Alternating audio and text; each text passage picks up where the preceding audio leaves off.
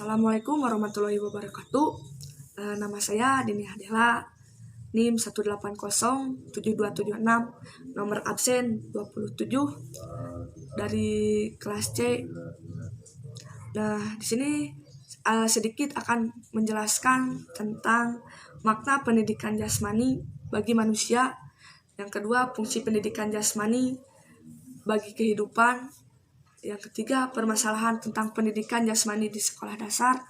Yang keempat, tentang landasan pendidikan jasmani. Di sini saya akan menjelaskan tentang makna pendidikan jasmani. Pendidikan adalah usaha yang terencana untuk mewujudkan suasana belajar yang memiliki potensi peserta didik secara aktif. Mengembangkan potensi peserta didik untuk memiliki kekuatan spiritual, keagamaan, pengendalian diri, kepribadian, kecerdasan, akhlak yang mulia, serta keterampilan yang diperlukan dirinya bagi masyarakat, bangsa, dan negara. Di sini ada menurut Undang-Undang Nomor 20 Tahun 2003, pendidikan nasional berfungsi mengembangkan kemampuan, bentuk watak, serta peradaban bangsa yang beradab dalam rangka mencerdaskan kehidupan bangsa. Bertujuan untuk mengembangkan potensi peserta didik agar lebih maju,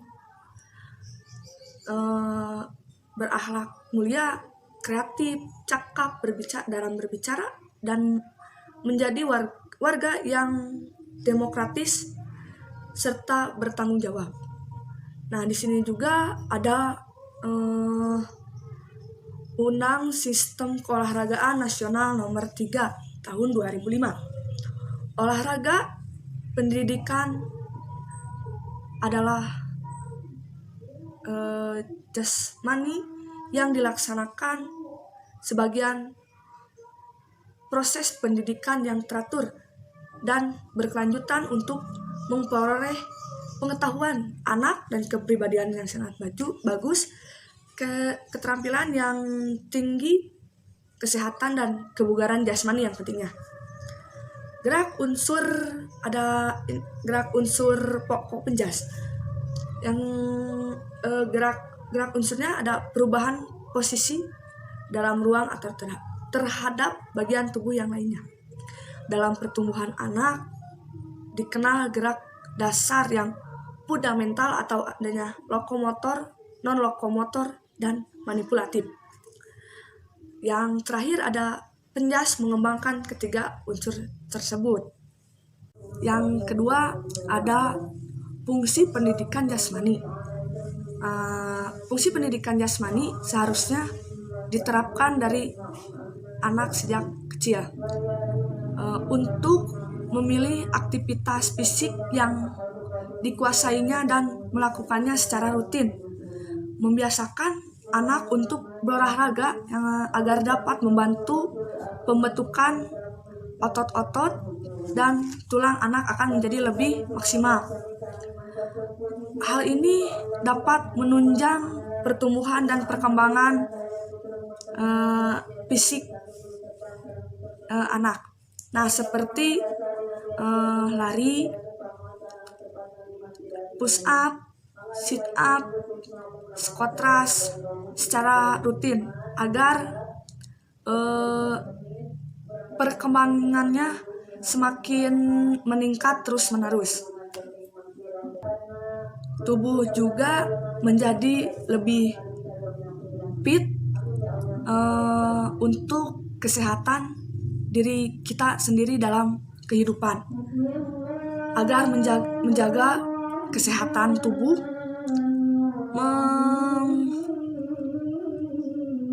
dan menghasilkan tubuh yang sehat dan bugar. Di sini juga ada beberapa fungsinya. Yang ke-1 ada aspek organik, aspek neuromuskuler, aspek spiritual, aspek kognitif, aspek sosial, dan aspek emosional. Dalam di dalam fungsi pendidikan jasmani. Ketiga, ada masalah pendidikan jasmani di sekolah. Permasalahannya pendidikan jasmani di sekolah, anak kebanyakan lebih bermain gadget daripada bermain atau berolahraga. Nah, di sini guru harus bisa mengajak si anak untuk bisa jauh dari handphone atau gadget. Nah, ajak si anak bermain sepak bola atau voli, basket, badminton, atau permainan tradisional. Nah, permainan tradisional saat ini sangatlah jarang di sekolah-sekolah dasar atau SD. Seharusnya guru itu mengembangkan permainan tradisional kepada anak agar dia bisa tahu permainan-permainan saat zaman dahulu yang sekarang sudah jarang dipermainkan oleh anak-anak maupun di sekolah atau di tempat tinggal atau di perkampungan. Kekurangannya perkembangan dan variasi aktivitas belajar secara holistik, pemahaman dampak kebugaran jasmani dan gaya hidup sehat. Pengamalan guru mengintegrasikan aktivitas pendidikan jasmani. Keempat, ada landasan pendidikan jasmani. Yang pertama ada landasan psikologi jasmani. Pendidikan jasmani lebih menekankan proses pembelajaran pada penguasaan gerak manusia, pemahaman yang lebih mendalam terhadap kecenderungan pada hakikat gerak ini. Teori belajar maka memungkinkan guru lebih memahami tentang kondisi apa yang perlu disediakan untuk memungkinkan anak belajar secara aktif. Nah, yang kedua, asas perkembangan dan penetapan sasaran pendidikan jasmani. Di sekolah dasar mencakup ruang lingkup yang luas karena terkait langsung dengan karakteristik anak dari berbagai usia. Misalkan yang pertama, tahap akhir pada masa anak-anak berusia antara 5 sampai 7 tahun. Yang kedua, tahap masa anak-anak akhir atau middle childhood. Yang ketiga,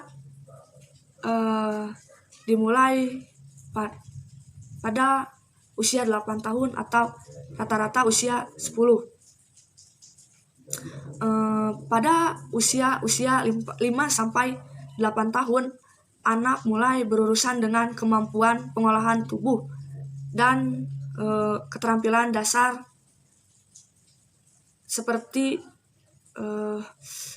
keterampilan berpindah tempat atau lokomotor, gerakan statis di tempat atau non-lokomotor, dan gerak memakai anggota badan itu manipulatif. Nah, yang ketiga ada pola pertumbuhan dan perkembangan anak.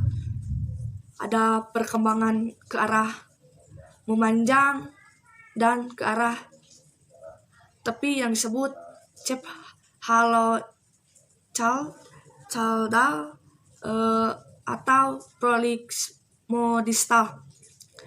Ada gerak kasar dan gerak halus, bilateral dan unilateral, diferensiasi dan integrasi, filogenetik dan ontogenetik. Dorongan dasar keinginan untuk melakukan dan menghasilkan suatu proses dorongan. Ada dorongan untuk bergerak, dorongan untuk mendapatkan pengakuan teman dan masyarakat, ada dorongan untuk bekerja sama atau bersaing, dorongan untuk kebugaran fisik dan daya tarik, dorongan bertualang, atau dorongan untuk kepuasan kreatif, menikmati irama, dan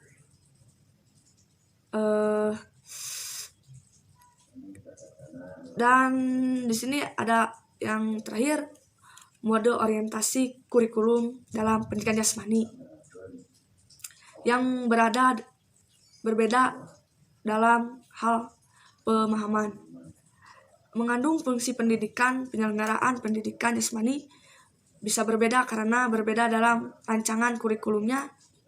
Di negara-negara maju, pendidikan jasmani banyak berorientasi pada model-model kurikulum yang berlaku. Ada kurikulum di sini, pendidikan gerak atau movement education, pendidikan olahraga atau sport education, pendidikan petualangan adventure education, pendidikan perkembangan developmental education, pendidikan kebugaran fitness education, pendidikan disiplin keilmuan olahraga kinesiological study.